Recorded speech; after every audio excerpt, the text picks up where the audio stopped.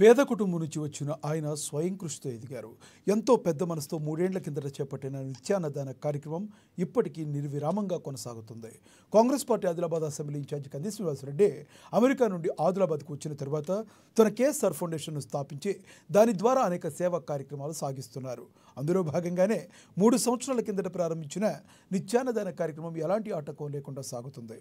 పట్టణంలోని క్యాంపు కార్యాలయం ప్రజాసేవ భవన్ వద్ద ప్రతిరోజు ఎంతో మంది ఆకలి తీర్చుతూ అందరి ప్రశంసలు అందుకుంటున్నారు.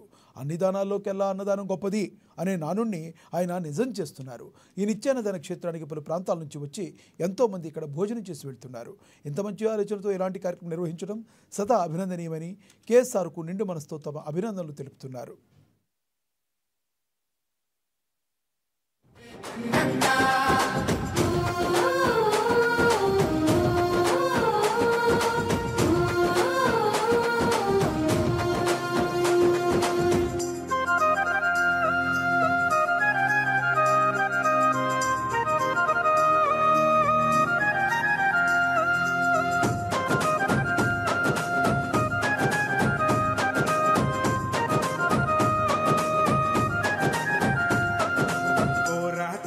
పొలికే కై పిడికిలి ఎత్తినవు, పేదల బ్రతుకుల మార్చుటకై పయనం గట్టినవు.